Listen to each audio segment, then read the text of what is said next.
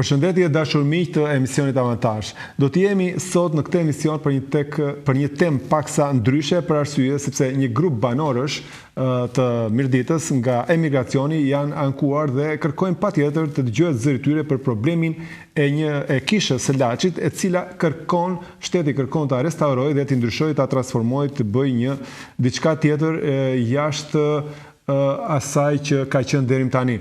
Mirë po, për të folur për më gjatë dhe për më gjerë dhe për të informuar më saktë, ne kemi ftuar në studio një përfaqësues të banorëve të Mirditës të cilët janë në migracion dhe është pikërisht zoti Ardit Bacaj nga Mirdita. Përshëndetje dhe mirë se erdhe Ardit. Përshëndetje. Atëherë, meqense ne këtej na jugu kemi pak informacion, mund të na sqarosh se çfarë po ndodh me kishën e Laçit dhe ku është problemi, çfarë ju kërkoni, domethënë, si qëndron puna, na shpjegoni çik që na fillimi. Fatkeqësisht doja të flisja pak më gjerë, po sot për arsye që koha na ngushton do të flasim vetëm për kishën e Shnanojt, sepse ka shumë gjëra që në Shqipëri po ndodhin dhe askëkush nuk po në zëri. Duke fillu që tek mbrimi i Gjergj Kastriotit dhe asnjëri nuk ngrihet që ta mbrojnë perojnë tonë kombëtare. Dhe ndërtimin e xhamis me mineralet e Mirditës, pra një çuditëri e madhe që mund ndodhe vetëm shtetit shqiptar. Që të ndërtohet xhamia më e madhe në Tiranë, me mineralet toksore të Mirditës, sepse qeveria e blen, e blen sa herë dojë atë minjer, dhe shpenzon me urdhër të Erdoganit që të ndërtojnë një xhami dhe dalin atje elhamdulillah na ndërtuan bamirësit. Cilë bamirës? Mineralet tona që njerëzit vdesin në tokë duke nxjerrë ato minerale që ndërtohet xhamia. Pra, ju dyshoni se xhamia që është ndërtuar, apo mendoni se xhamia që është ndërtuar në Tiranë është ndërtuar me paratë e shqiptarëve duke bërë afera të tjera në lidhje, domethënë shteti ose përfaqësuesit e shtetit, kush ka qenë kryeministër, ka dhënë minierat mirditore, i ka shitur dhe me ato para është bërë xhamia, pak a shumë? Po, as nuk diskutohet kjo pjesë, sepse po të shohësh në realitet njerëzit që vdesin atje nuk e din as se pse vdesin atë me njerë dhe ku shkojnë lekë. Siç ka qenë qeveria me pashme që ja ka shit turkut, qeveria e tanishme që ja shiti kujt ja shiti kinezëve, japonezëve, ku di unë se ku ja shiti, po të njëjtën gjë fillojnë me këto lloj metodash dhe ç'a bajnë? Me urdhër të Erdoganit, bajnë edhe xhamin më të madhe atje në Tiranë që të na ndrisin, nuk ndërto ku shkolla, që të informohen njerëzit, nuk ndërto ku spitale, që të shërohen njerëzit, që në spitalin shtetëror duhet pagush herë, se kjo është temë vetë prapë. Nuk ndërto kush arsimim, mirëqenie ose vende pune ose ndërtojnë xhami, sepse me xhami do e ndrisim ne. Dhe çuditërisht, pas gjitha këtyre, duhet na bën edhe kishën e Shnanojt tani sot, kishën e Laçit, duhet të na bën bodrum, 4 kat në tokë, kripto, po ne jemi kufoma, nuk kemi varre, ne jemi qenie njerëzore të gjalla, që ta bëjnë kripto, 4 kat në tokë. Po kush kërkon të transformoj kishën e Laçit, si mund të dhënë dorë aty njerëz, se kuptoj, po megjithatë, kush është shteti në fakt apo struktura të lidhura me shtetin? Atëherë, shteti me sa kemi informacione është ndërmjetësi, po ndërmjetësin e dim shumë mirë se si del. Del një oligark atje dhe fund ndërmjet shtetin. Problemi kush është? Pra tuhet 30 vjet. 35 vjetë që atë zëflumi me patër ndohet të planën dhe me fretën tjerë kanë ba projektin e kishës Shnanojt dhe nuk jepet leja për ndërtimin e asaj kishe. Çuditërisht na del ky projekt i ri që të na afusin gjithë në tokë dhe duan të na e realizojnë këtë projekt. Do të thonë na e bën besim monetar. Pse? Sepse aty do ketë hotele, qendër tregtare, njërin e tjetrën. Në asnjë vend të botës nuk ka. Kisha ekzistuese do të prishet dhe do të bëhet nga fillimi, si është parashikuar? Po kisha që është ekzistuese nuk ka kapacitet që të mbaje pelegrinazhin brenda. Prandaj është bërë ai projekti nga Axe Flumi dhe Fredrik tjerë, që është bërë projekti që t'i mbajnë pakën sa më shumë të jetë të jetë e mundshme. Mundësisht me atë projekt ka qenë edhe një spital. Po. Të ndërtohet një spital që jetë kisha që t'i shërbeje popullit me parametra bashkohore të jetë spitali dhe nuk është dhënë leja. Mirë, regjia do na ndihmoj me pamjet e kishës ekzistuese dhe të kishës që pretendohet. Mirë, po nga sa kemi parë në fotot, shikojmë që kisha e vjetër është vërtet një kishë monumentale dhe nuk besoj se ja vlen të prishet, por përbrisë saj ka aq vend sa të ndërtohet një kishë e re dhe të bëhen të gjitha këto që thatë, por gjithsesi unë nuk mendoj se kishën e vjetër duhet ta prishni dhe të bëni një të re, por përbrisë saj mund të bëni një të re dhe të vazhdoni domethënë, por kishën e vjetër nuk duhet ta prishni, mendoj unë. Mendimi jonë është që ne të bëhet çdo lloj kishe që të jetë, po të jetë të stilit franceskan dhe jo të stilit Enver Hoxha. E kemi kaluar atë 50 vjet gati e kemi kaluar atë pjesën stilit Enver Hoxha nëpër bunker dhe kisha duhet të jetë mbi tokë, jo nën tokë. Shumë mirë. Po kisha ekzistuese që është tash, e ç'viti është? Ç'a viti është ndërtuar ajo kishë? Në vitet 90 është ndërtuar jo si kishë ekzistuese që është sot, mbi themelet e kishës së vjetër që është ndërtuar në vitet 1300. Mbi themelet e kishës së vjetër. Atëherë nuk ja vlen që të prishen themelet e kishës së vjetër, por duhet përbrisë saj të ndërtohet një kishë e re, më madhështore, ashtu siç e duan dhe njerëzit. Dhe nuk e di nëse ju keni kërkuar nga instancat që të mos ndërhyjet aty dhe keni bërë një peticiona diçka e tillë, si keni menduar ta kundërshtoni këtë veprim që ju e quani të padrejtë që ju bëhet? Kemi bërë një peticion që kemi dërguar të gjitha institucioneve dhe një përgjigje na ka ardhur që nuk është miratuar në parlament akoma. Po kjo nuk është miratuar në parlament akoma, nuk na shërben, sepse nesër mas nesër mund të miratohet dhe në parlament. Pra ne duam zhdukjen e këtij projektit nën toksor. Sepse ne, siç e thash më përpara, i kishim kohën e komunizmit, atë kishën nën tokë. Po. Sot nuk kemi komunizëm. Sot kisha duhet jetë franceskane ashtu siç është, e urdhit franceskan. Nuk pretendojmë në gjë që të bëjmë çuditëra, të hapin në Troezën për projektet e reja të stilit franceskan, jo stilit monetar apo bunkerizim apo që të na varrosin për zgjavit. E kuptoj. Pra ju mendoni se jemi edhe më keq se në komunizëm ditët e sotme, kur çdo kush që është në pushtet merr vendime pa pyetur njerëzit, pa pyetur vendasit apo jo?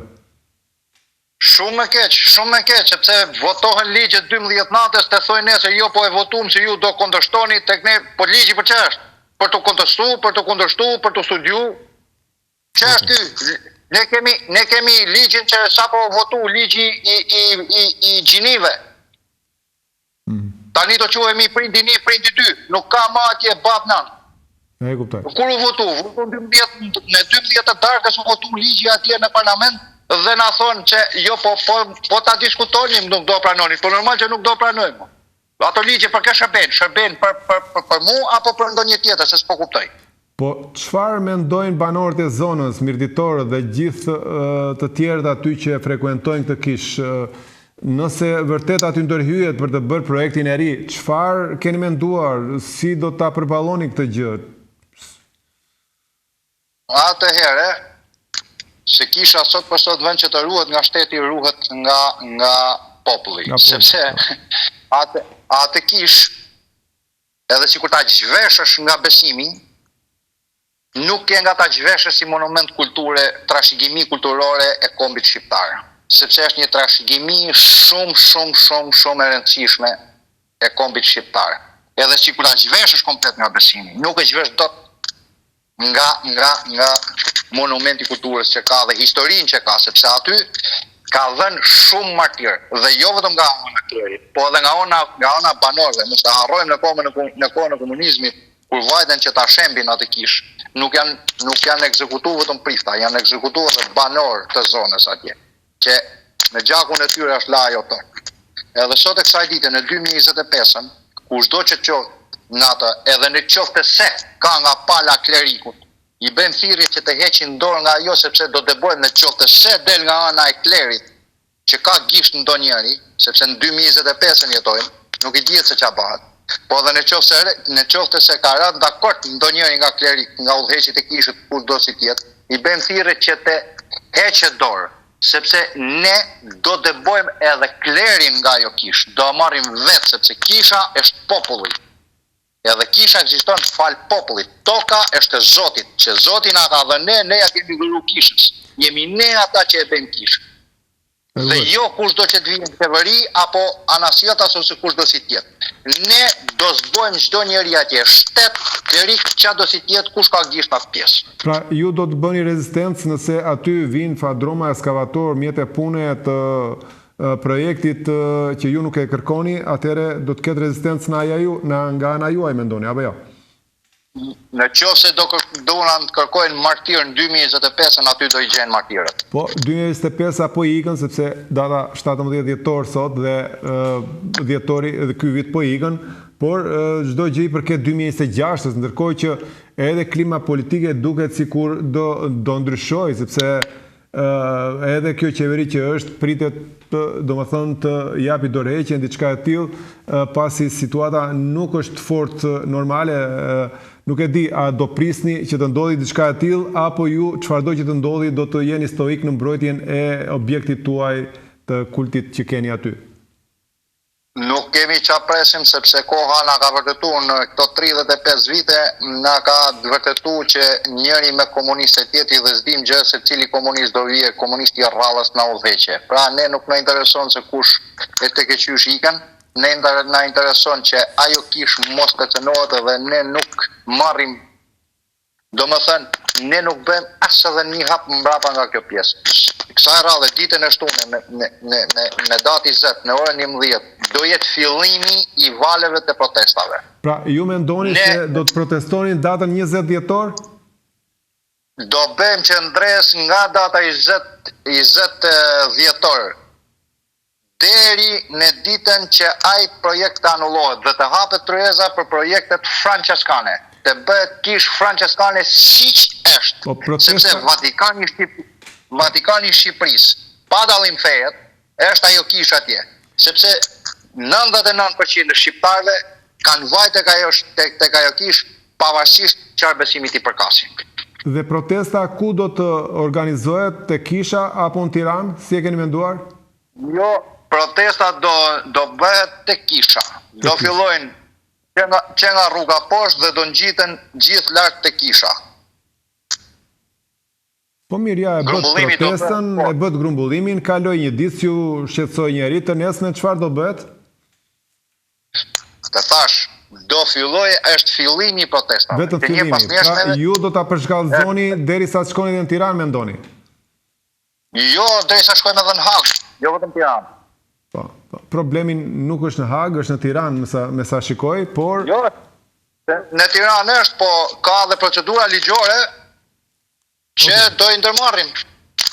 Në qoftë se këta nuk reflektojnë, nuk mund me prekin ata, sepse mu me mbrojt besimi, me mbrojt në kushtetutë. Jemi shtet laik, ku I lejohet secilit dhe I garantohet besimi I secilit. Dhe jo t'i ndryshohet besimi I secilit. Pra ka dhe Hag për këtë.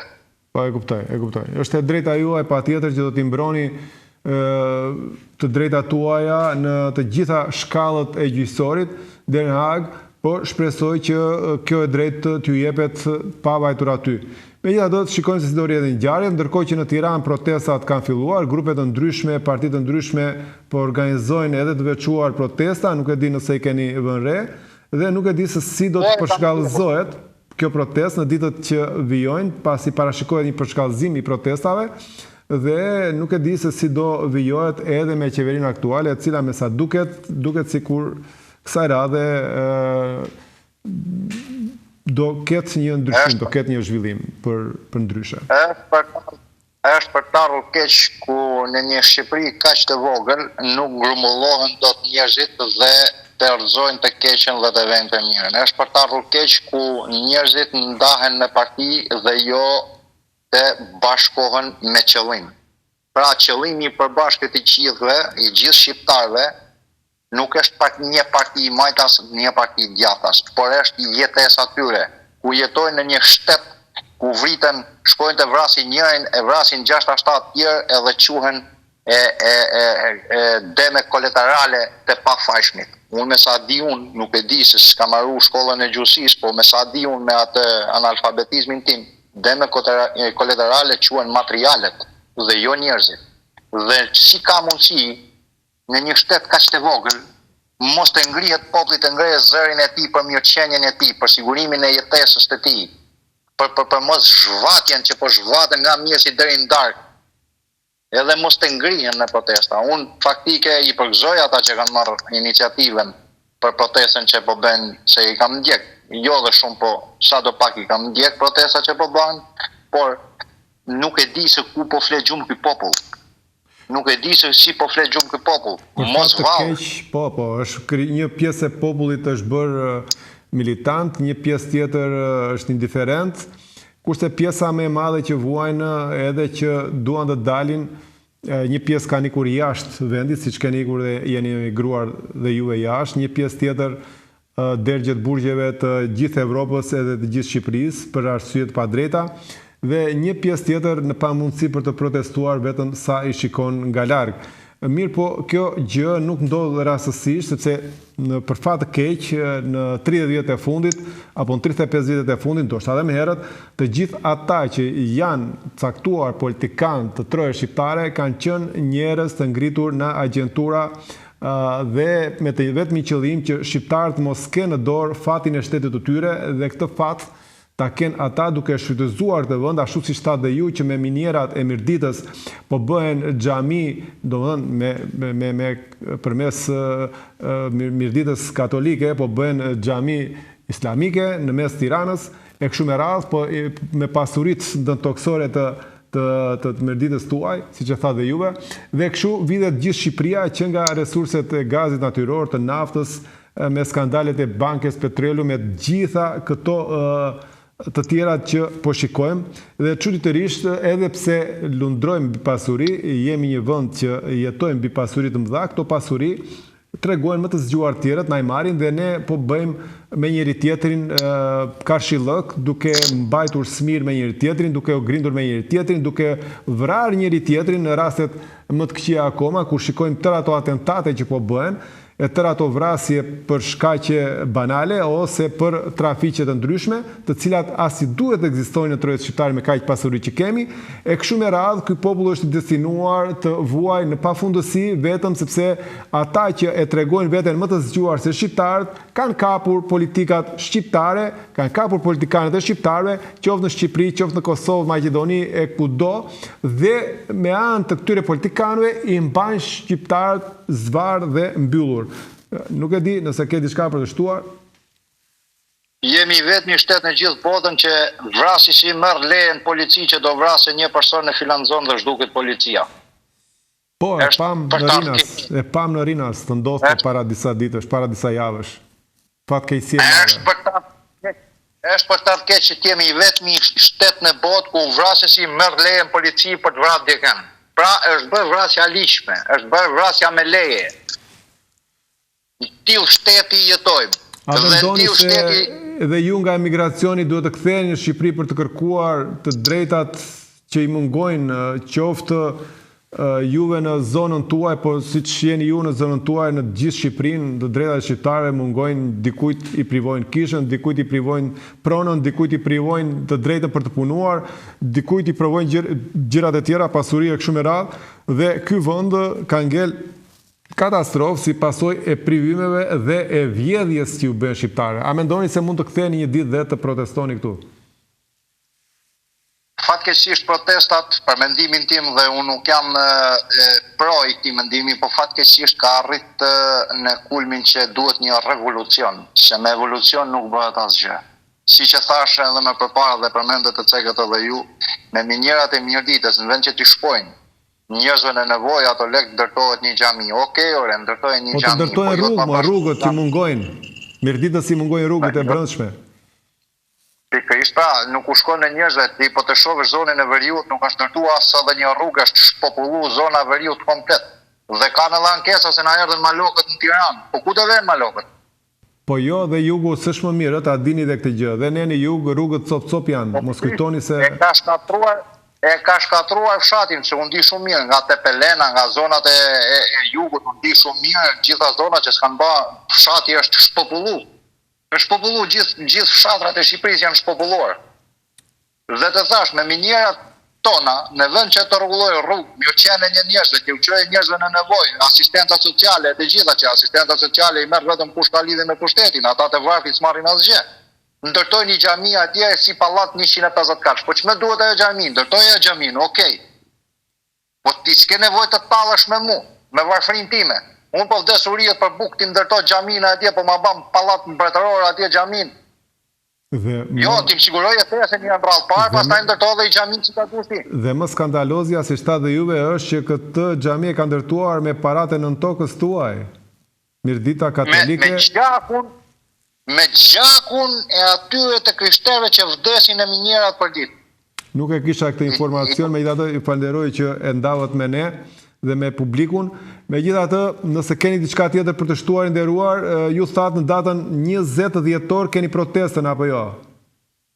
Po, me datën 20 dhjetor, në orën 11 do vazhdoje një vazhdimsi e qëndrimit të kundra projektit ndaj kishës Shnanojt dhe i bëj thirrje të gjithë dhe pa dallim besimit fetar, pa dallim krahinet, sepse ajo është e të gjithëve. Tek e funit të gjithë ne kemi shku tek ajo. Ajo është shtëpia e Zotit për të gjithë. Nuk i dallon asnjë. Nuk i dallon asnjë dhe e kemi detyrim moral që ne ta mbrojmë atë vend. Ne duhet ta mbrojmë atë vend me çdo kusht, sepse kështu na i kanë tjetërsu çdo lloj monumentesh. Mos harrojmë se kishat të ashtu quajtura greke të zonës se veriut të Greqisë janë të gjitha kisha shqiptare. Po ashtu ne i mori edhe serbi kishat shqiptare, që na i quajnë kisha ortodokse. Fillimisht kanë qenë kisha katolike, pastaj ja kanë ndruar i kanë bërë kisha ortodokse. Bollma me këto. Ësakt. Bollme nuk mban më. Bota kërkon të nxjerrë heroj, të nxjerrë monumente, të nxjerrë histori nga dheu, ndërsa ne kemi dhe po shkatrojmë me durë tona. Bollma me këto. E kuptoj. Mirë, unë ju falenderoj nderuar dhe ju uroj sukses në kërkesat tuaja dhe në protestën tuaj të ligjshme. Nëse nuk keni diçka tjetër, të vazhdojmë me mbylljen e këtij emisioni. Jo, ju falenderoj shumë nga zemra për mundësinë që më dhat që ta shprehi këtë shqetësim. Dhe Zoti na ndihmoft në rrugën që kemi zgjedhur, se tek e funit Zoti të drejtën gjithmonë e mbron. Bëhet fjalë për shtëpinë e Zotit, kështu që Zoti shtëpinë e tij do ta mbrojë se s'bën. Mirë, ju falenderoj për intervistën dhe gjithashtu falenderoj dhe ndjekësit e këtij emisioni të shkurtër. Do të jemi përsëri në emisionet e radhës të dashur miq, deri atëherë kalofshi sa më mirë dhe mirupafshim.